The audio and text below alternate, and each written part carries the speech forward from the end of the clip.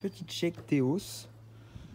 Donc là je cire les derniers cadres, puis on va partir rajouter une hausse sur la ruche qui n'en a toujours pas, et on va en profiter pour regarder à quel point elle travaille bien dans les hausses, sans déranger le corps bien sûr. Donc depuis que je cire, je peux vous donner un conseil. C'est avant de commencer à cirer, vous sortez le paquet de cire, vous le posez au soleil 5 minutes. La cire est super malléable, super molle, tu peux la plier dans tous les sens. C'est beaucoup plus simple à la couper sans avoir de petites cassures comme ça, qui viennent se détacher. Bon là, voilà, elle était encore froide. Là, elle est bien tiède et elle se plie toute seule. C'est beaucoup plus simple à couper quand on utilise des cires entières pour cirer ces cadres de hausse. Après, si vous utilisez des cires de hausse, il n'y a pas besoin de couper. Voilà, et en plus, si vous utilisez un chauffeur électrique, on va appeler ça comme ça chauffe beaucoup plus vite et il n'y a même pas besoin d'appuyer sur la cire, ça rentre dans le câble tout de suite. Bon, je termine ça, puis on se retrouve au rucher. Un autre petit conseil, je suis pas sûr que ça va le filmer, je le répète. Un autre petit conseil, si comme moi vous êtes débile et vous avez retiré donc, la grillette d'un côté, au lieu d'avoir les cadres qui bougent pendant le transport et qui risquent de ne pas rester en place, vous voyez ça bouge trop parce qu'il n'y a pas de réglette, vous prenez, bon, dans mon cas j'ai un lance-flamme du tonnerre de Dieu, vous prenez une allumette, vous chauffez la propolis en dessous, une fois qu'elle devient liquide, vous prenez le cadre et vous l'appliquez dessus. Le temps que ça se solidifie, là vous voyez le cadre là il ne bouge plus, celui-là non plus, et celui-là une fois que ce sera solidifié ça ne bougera plus. Voilà, donc si vous avez fait les cons comme moi, donc vous chauffez, une fois que c'est liquide, oula, attention à pas trop chauffer, c'est inflammable, hein, la propolis, c'est ce que je viens de voir là.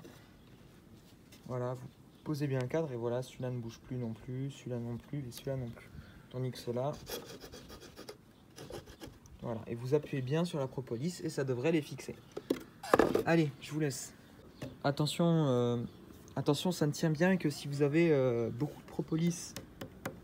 Si vous avez juste ça, ça tiendra pas. Ça tiendra pas si jamais vous les portez horizontalement. Voilà. Un autre petit truc, tant que j'y pense, si jamais vous avez mal coupé la cire ou si jamais elle est un peu trop courte pour faire les cadres, le trou, donc l'espace, vous voulez le mettre en bas. Oh, zut. Donc vous voyez là, la cire elle est un peu trop fine. Donc là il y a un espace. Vous le mettez jamais en haut, vous le mettez en bas, c'est mieux. Parce que les abeilles peuvent passer d'un cadre à l'autre plus facilement en bas. Et je remarque souvent en ouvrant mes cadres qu'elles font des petits trous aux quatre coins pour passer d'un côté à l'autre du cadre. Donc leur laisser une fente comme ça évite d'avoir des trous. C'est bon? Ouais, c'est lancé, tu peux y aller. Voilà, donc là on est au rucher. Donc ça c'est la ruche qui n'avait pas de hausse. Tu es en train de partir avec le couvercle. Elles n'ont toujours pas collé le couvercle. Et du coup, vu que le toit est trop petit, il faut qu'on change ce toit là. Hein. Il a des rebords trop petits pour voir bien saisir.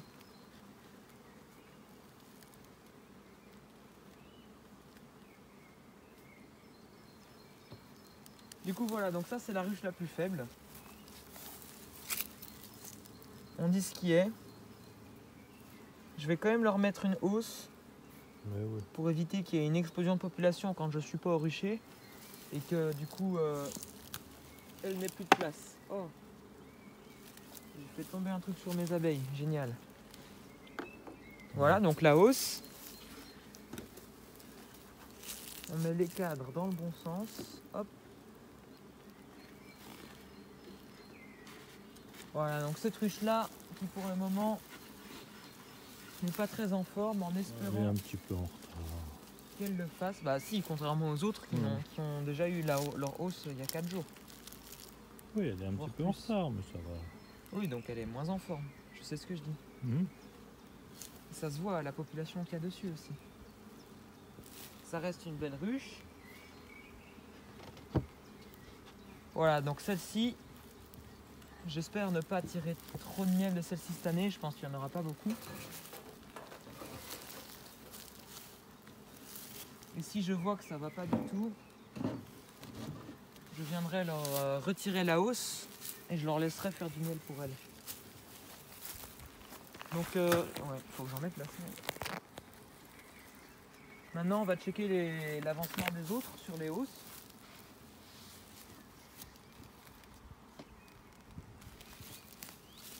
Ah oui, je voulais mettre le nom de chaque ruche sur les hausses comme ça. L'année prochaine, si elles sont encore en vie, je ne mélange pas.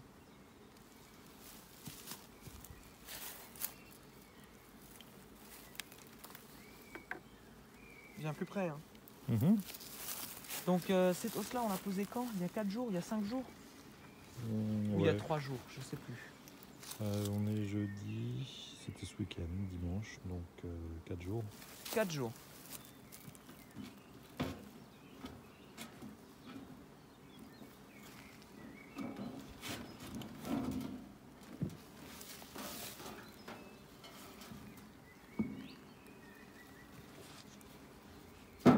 Donc là, c'est collé.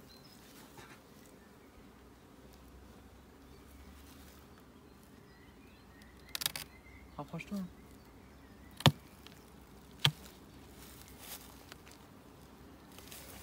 Voilà, donc elles habitent bien la hausse.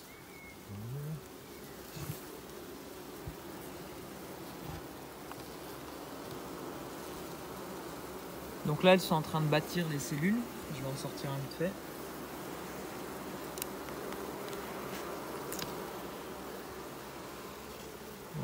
Donc là, elles commencent à bâtir sur les cires gaufrées. Et au centre, je pense qu'il y a déjà un peu de nectar que je vois briller dans les cellules. Hop. Donc celle-ci, elle est bien.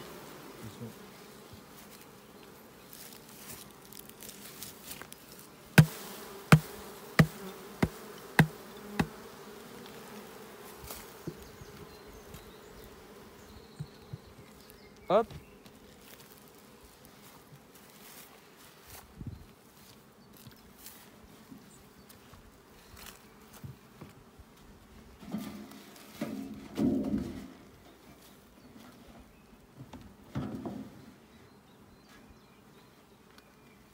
Ça c'est fait. On va faire des toits un petit peu moins ajustés, c'est plus facile à manœuvrer. Oui. Remets la sangle peut-être. Je vais faire ça, je bouge juste ça.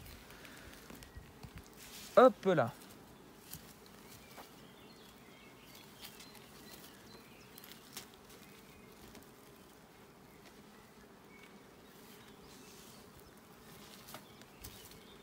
Donc ici c'est Beta qui était plutôt pas mal.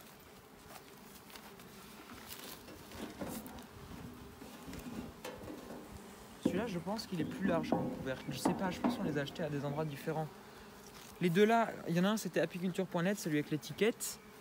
Celui-ci c'était chez la maison du type là. Oui, les couvercles en tôle. Donc là c'est collé aussi, c'est bon signe. En espérant qu'elles travaillent en dessous déjà. Non, là elles ne sont pas montées dans celle-ci. Ah bon? Oui.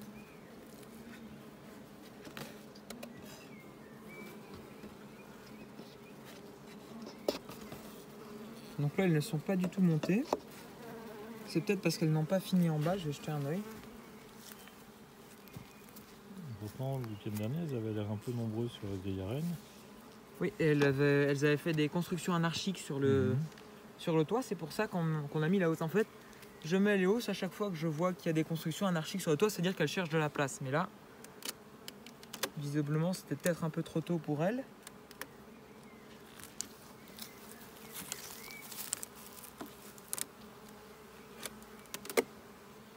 Voilà.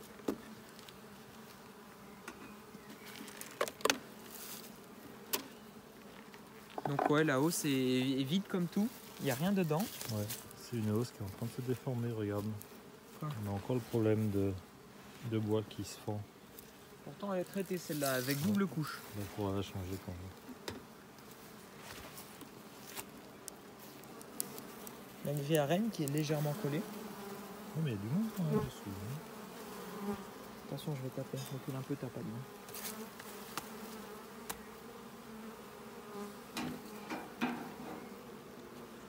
Donc là, attends, je vais filmer un peu comme ça. Donc ici, on voit qu'elles sont en train de construire. Donc là, il y a de la cire toute blanche derrière l'abeille. Le cadre là, je pense qu'il est inoccupé. Si je regarde bien sur le côté, je vois, je sais pas si vous voyez du tout avec le soleil sur mon écran. Vous voyez bof. Hein. Voilà, on voit qu'il y a encore la cire gaufrée, donc ça veut dire qu'elle n'occupe pas ce cadre. Peut-être ce côté du cadre, parce qu'il y a beaucoup d'abeilles qui montent la tête. Donc pour moi, là, elles occupent 1, 2, 3, 4, 5, 6, 7. 7,5 cadres, sachant qu'elles sont arrivées sur 6 cadres, donc elles avancent quand même. C'est pas si mal. Je vais juste regarder un cadre en périphérie pour voir comment elles construisent dessus, pour voir si elles habitent bien 7,5 et pas juste 6. Non, pas celui-là. Bah, il faut écarter si tu veux pouvoir sortir. Attends, laisse-moi, je vais essayer. Tu tiens ? Donc on va prendre ce cadre en périphérie. Pas besoin d'écarter tant que ça. Ok, donc là je vais les laisser tranquilles, elles construisent. Donc ça veut dire... Oui, mais c'est des cadres vierges. Oui, ce sont tous des cadres vierges. D'accord. Donc là elles construisent, ça veut dire qu'elles prennent l'espace, donc ça va. Si vous avez une colonie qui reste statique sur 6 cadres sans construire, là vous pouvez vous dire qu'il y a peut-être un petit problème.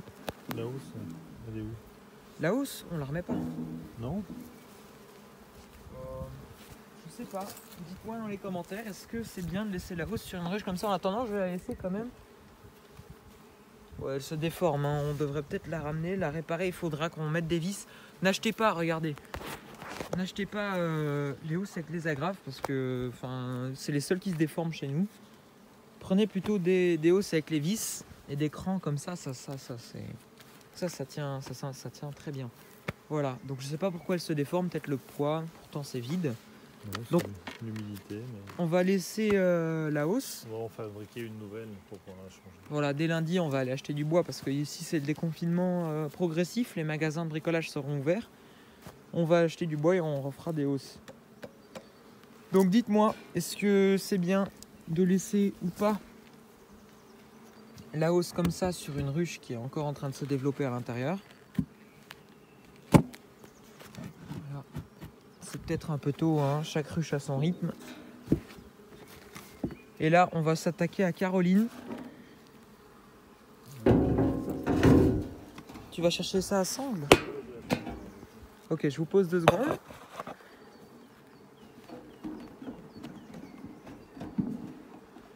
Donc là, on va s'attaquer à Caroline, la ruche la plus, je dirais, la mieux, la plus puissante, celle qui a survécu l'année dernière. Donc c'est une ruche avec une reine de 3 ans. Je l'ai reçue en 2019. C'était une ruche qui avait déjà fait 1 an dans une ruchette en hivernage. Donc aujourd'hui, 2020, elle a 3 ans. Il faudra peut-être penser à la changer, je sais pas. En tout cas, il faut que je fasse mes reines avant qu'elle arrête de pondre, parce que sinon, je vais être déçu de ne pas avoir des œufs de Caroline. Ce serait vraiment dommage, parce qu'elle est très bien, cette ruche. Elle est très bien, elle est toute douce. Ouais, elle travaille dans la 2e hausse, c'est très très bien.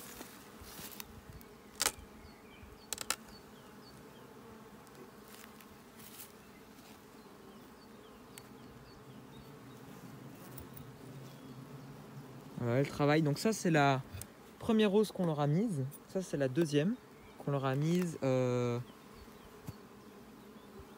sais pas. Je sais plus du tout. Faut vraiment que je commence à prendre des carnets. Là, on a une butineuse perdue. Vous voyez, on voit bien les... Ah, bah trop tard. J'allais dire, on voit bien le pollen sur ses pattes, mais bon, elle n'a pas voulu rester. Je vais devoir vous poser le temps d'ouvrir parce qu'à une main, c'est pas pratique. Waouh, regardez-moi ça. Caroline numéro 1. Voilà, je pense qu'on l'a posée il n'y a pas longtemps du tout. On l'a posée en même temps qu'on a posé les premières sur les 2 autres. Voilà. La 2e là, ouais. Tiens, tu me tiens ça le temps que je retire le couvercle. Donc voici Caroline. C'est une Buckfast aussi. Attention. Donc c'est une Buckfast VSH aussi. Et c'est sûrement la mère de mes rennes, si j'arrive à faire mes rennes avant qu'elle craque. Parce que de nos jours, 3 ans pour une reine, ça fait vieux. Vieux. Oui. Sachant que l'espérance de vie d'une reine, c'est 5 ans. Ah, bah, moi, je m'en mets un peu ça, Donc là, on a mis en même temps que les premières roses des autres. On va retirer un cadre du centre.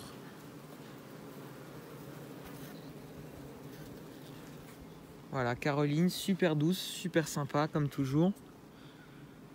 Je cherche s'il y a du varroa dessus. Mais je ne vois jamais un seul varroa. Je suis désolé, hein, mais je ne vois jamais un seul varroa. Regardez comment elles ont construit, là, elles font des belles bulles. Regarde là à droite, il y a du nectar dans la bulle. Ici, il y a du nectar là au niveau de mon petit doigt. Comment ça en mettre? Donc ça veut dire qu'en bas, c'est sûrement plein si elle commence à mettre du nectar en haut. Oh, elle sent bon. Ouais, Tu sens avec ton nez bouché, toi? un petit peu. Souffle pas trop fort sur les abeilles, ça les énerve. Je souffle pas dessus. Ouais, t'as fait. Ah bah oui, parce que j'ai le nez qui est bouché. Mais Donc là, on va vite faire regarder la deuxième hausse. Histoire de vous montrer un peu de miel. Je pense que depuis le temps, ça doit être fermé maintenant. tu la mets où celle-là? Je vais la poser là, il faut juste que je dégage ça. Donc depuis le temps, pour moi, ça doit être du miel operculé, je pense. Quand on avait visité la dernière fois, Attends, je vais juste désangler celle-ci parce que la sangle gêne pour poser. c'était du nectar. Donc en sous-pesant, elle est lourde. Sûrement très lourde d'abeilles. Donc on va encore soulever un cadre au centre, celui-ci. Tu vois déjà un lourd. Hein. On voit que c'est operculé déjà un peu. Je vais vous sortir le premier cadre de miel de l'année. Ouais, Attention. vas-y. Hop.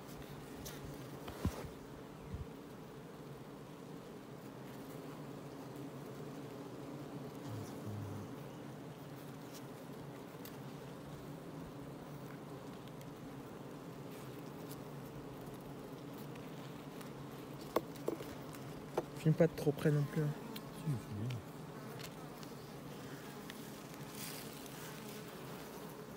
Attends, bouge pas. Ouais, la partie haute est fermée. C'est rempli aussi. Voilà. Et entièrement rempli. Donc le premier cadre avec le premier miel de l'année. Et juste les alvéoles du bas. Et on aura même du pollen sur celui-ci, ça nous intéresse pas les filles, hein. Par contre le pollen. Ah non, c'est pas du pollen, c'est du pain d'abeille.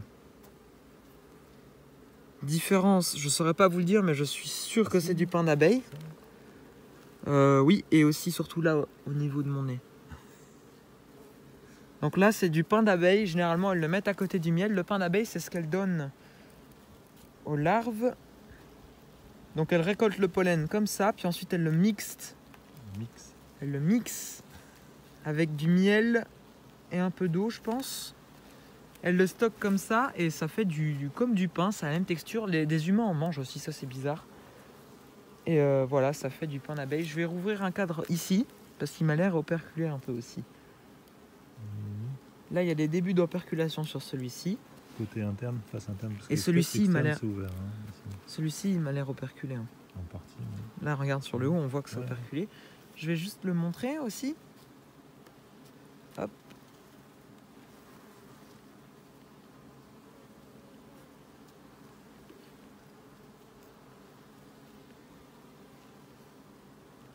Alors je fais tout doucement pour éviter d'en écraser parce que j'ai vraiment pas envie d'écraser d'abeilles.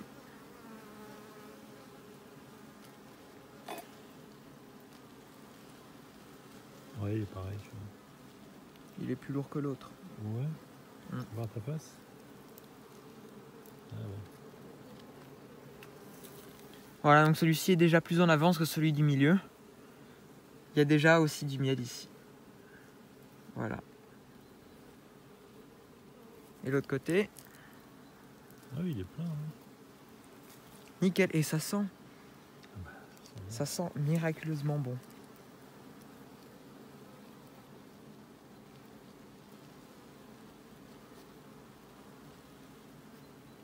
Hop. Hop. Voilà, on va les laisser travailler en paix. Donc je reviendrai. Alors quand est-ce qu'on est passé? C'était quel jour? C'était le 3 ou le Dimanche. 4? Non. Dimanche dernier, on était le 14. 9, 10, 11. Non, au moins le 12. On était le 12. Donc le 22, 13, 14. le 22, je viens prendre des œufs de Caroline, des œufs ou des larves de moins de 48 heures, que je viens greffer dans mes cupules et j'irai le mettre dans mon éleveuse, c'est-à-dire la ruche horizontale, donc Dominique, qui est à la maison. Donc tiens, je vais te laisser fermer, je te filme. Oh, chouette, t'es gentil. Désolé, hein.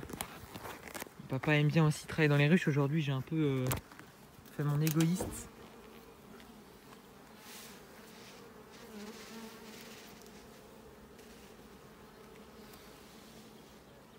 Donc je mettrai mes cupules dans mon éleveuse. Alors attention, dans mon starter, pardon. Donc mon starter, je vais prendre 2-3 cadres chez Dominique, qui est la ruche horizontale, qui a plus de cadres disponibles. Donc chez Dominique, normalement je prends un cadre de couvent operculé, un cadre de réserve, avec des jeunes abeilles dessus. Je les mets dans une ruchette à la cave avec de la nourriture et de l'eau pendant 3 jours. Le temps que les abeilles soient orphelines et du coup commencent à construire les cellules. Ensuite, je remets tout chez Dominique et je ramène les cellules dans une éleveuse. Donc l'éleveuse, ce sera Dominique. Donc je le remettrai chez Dominique. Qui vont finir de fermer les cupules. Je vais mettre une grille à reine entre la reine et les cupules pour éviter qu'elle aille les tuer, les ouvrir et les tuer. Une fois que les cupules sont fermées, donc en bout de 5 jours, operculées, je viens mettre les bigoudis dessus, qui empêcheront les reines vierges de sortir et de se balader dans la ruche. Une fois que les bigoudis sont dessus, il faut attendre 2 jours, 3 jours.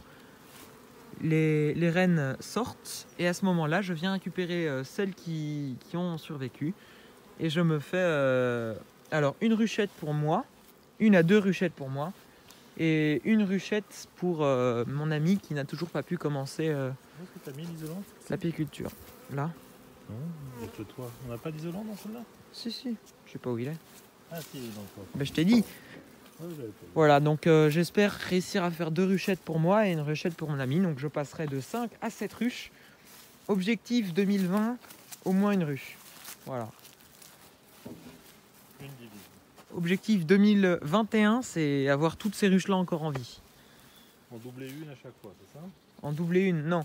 À partir de 10 ruches, je pense que je pourrais commencer à faire 5 ruches. 5 nouvelles ruches par an. Mais là, quand on n'a que 5 ruches... Ah. Voilà. Ah oui, il en a perdu une autre, Georges, je pense. Parce qu'il a retiré. Il y a tout plein, ouais. Ouais, il en a perdu une autre, elle est morte. Regardez.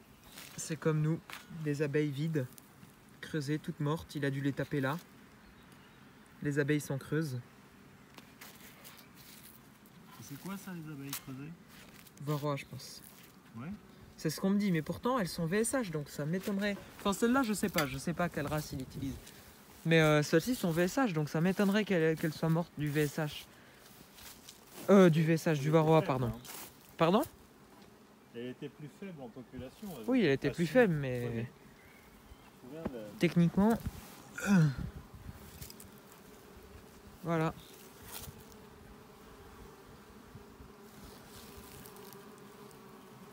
C'est bizarre, elle a un truc sur la tête, celle-là. Attendez, je vais la...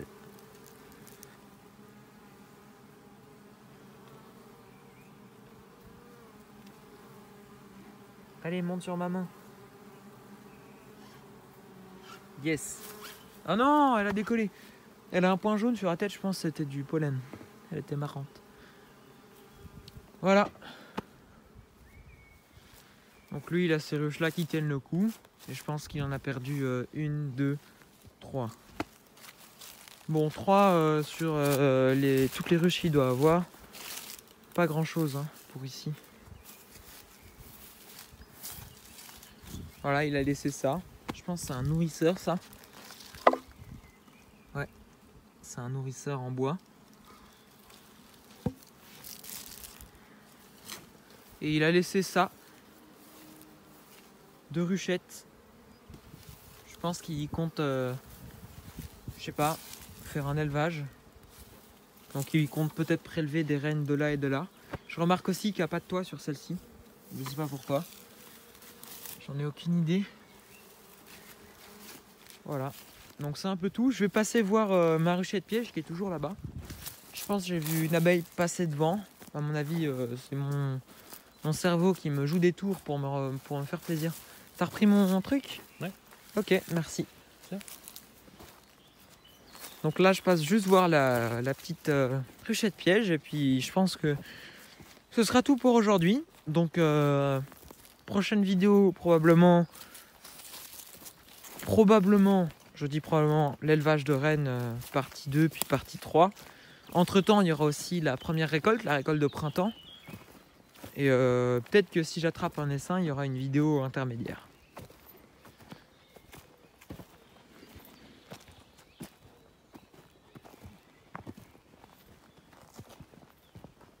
On y arrive.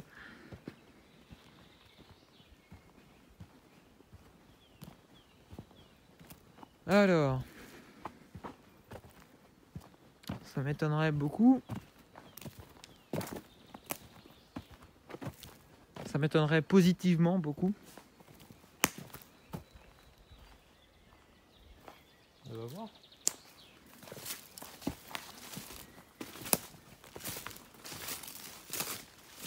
Je pense pas, non.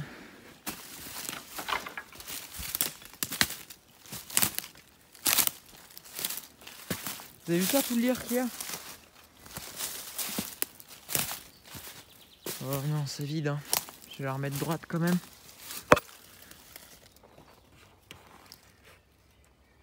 C'est vide. Hein. Coucou. Je vais la remettre droite. Parce que les abeilles n'aiment pas que ce soit penché. Voilà. Bon, bah soit ça n'a pas essaimé, soit ça n'a pas kiffé ma petite ruchette. Si vous avez des pièges ou des astuces qui marchent pour les pièges, dites-le, hein, franchement. Allez. C'était Bizap, hein. Je vous souhaite comme d'habitude, une bonne journée.